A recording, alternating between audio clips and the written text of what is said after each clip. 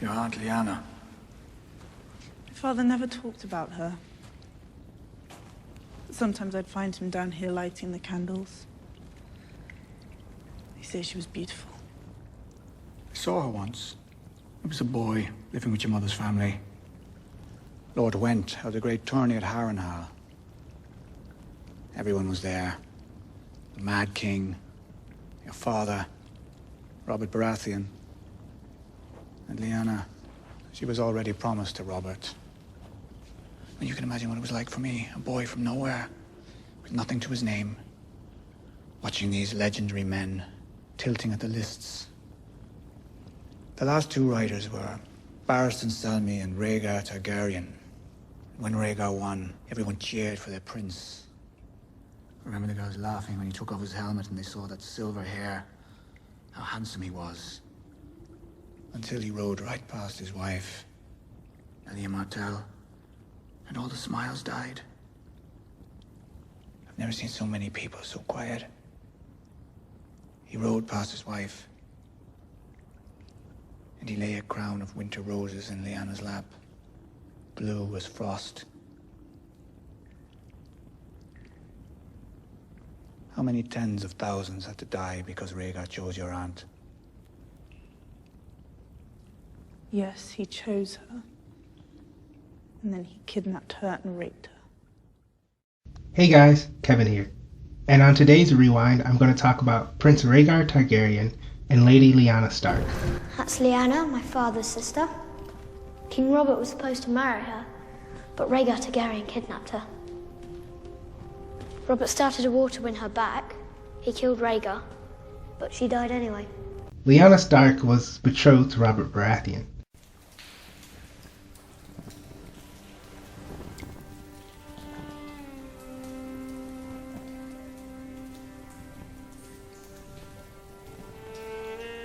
Did you have to bury her in a place like this? She should be on a hill somewhere with the sun and the clouds above her. She was my sister. This is where she belongs. She belonged with me.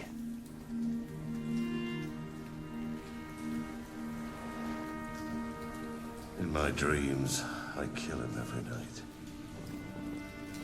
It's done, Your Grace. Targaryens are gone. As the object of Robert Baratheon's desires, she was the primary sticking point in Cersei and King Robert's marriage. What was she like? You've never asked about her, not once. Why not? At first, just saying her name, even in private, I felt like I was breathing life back into her. I thought if I didn't talk about her, she'd just fade away for you. When I realized that wasn't going to happen, I refused to ask out of spite. I didn't want to give you the satisfaction of thinking I cared enough to ask. And eventually it became clear that my spite didn't mean anything to you. As far as I could tell, you actually enjoyed it. So why now? What harm could Lyanna Stark's ghost do to either of us that we haven't done to each other 100 times over? You want to know the horrible truth? I can't even remember what she looked like. I only know she was the one thing I ever wanted. Someone took her away from me. And 7 kingdoms couldn't fill the hole she left behind. I felt something for you once, you know. I know. Even after we lost our first boy. For quite a while, actually.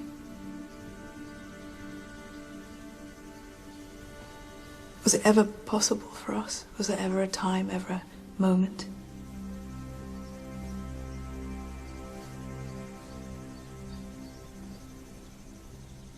No. You've always hated him. Hated him. I worshipped him. Every girl in the 7 kingdoms dreamed of him, but he was mine by oath. And when I finally saw him on our wedding day in the Sept of Baelor, Lean and fierce and black-bearded, it was the happiest moment of my life. And that night he crawled on top of me, stinking of wine, and did what little he could do. And whispered in my ear, Lyanna, your sister was a corpse and I was a living girl, and he loved her more than me. Long before Cersei and Robert were married, Hand of the King Tywin Lannister sought a marriage between his own daughter and Prince Rhaegar. 3 questions you get. You won't like the answers. I've been promised to the prince. When will we marry? You'll never wed the prince. You'll wed the king. The Mad King refused, and Tywin later got his revenge on Prince Rhaegar's wife and children. The last time I was in the capital was many years ago. Another wedding. My sister Elia and Rhaegar Targaryen, the last dragon. My sister loved him. She bore his children, swaddled them, rocked them, fed them at her own breast. Elia wouldn't let the wet nurse touch them. And beautiful, noble Rhaegar Targaryen left her for another woman. That started a war, and the war ended right here, when your father's army took the city. Wasn't actually. They butchered those children. Despite the allegations of rape and kidnapping, most people seem to think very highly of Prince Rhaegar, and esteem him as the last dragon. I hit him. I hit the dragon. Your brother Rhaegar was the last dragon. Viserys is less than the shadow of a snake. You disagree, Sir Barristan? When your brother Rhaegar led his army into battle at the Trident, men died for him because they believed in him, because they loved him, not because they'd been bought at a slaver's auction. I fought beside the last dragon on that day, Your Grace. I bled beside him. Rhaegar fought valiantly, Rhaegar fought nobly, and Rhaegar died. Did you know him well, Sir Barristan? I did, Your Grace. The finest man I ever met. I wish I had known him. But he was not the last dragon. I was thinking about all the times your brother made me go with him down from the Red Keep into the streets of King's Landing. Why? He liked to walk among the people. He liked to sing to them. He sang to them. Yes. Rhaegar would pick a spot on the Hook or the Street of Seeds, and then he'd sing, just like all the other minstrels. And what did you do? I made sure no one killed him. And I collected the money. Well, he'd like to see how much he could make. He was good. He was very good. Viserys never told you. He told me Rhaegar was good at killing people. Rhaegar never liked killing. He loved singing.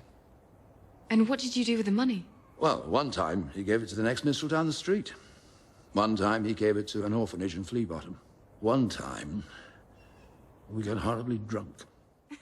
Peter Baelish's reaction to these allegations also suggested they could be lies.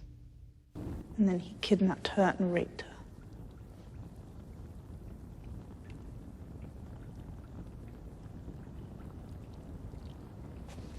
Whether or not Rhaegar was a good person or a rapist is an interesting question, but doesn't explain why he's mentioned so many times in this episode.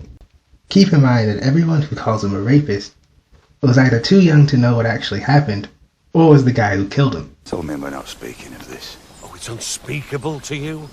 What her father did to your family, that was unspeakable. What Rhaegar Targaryen did to your sister, the woman I loved.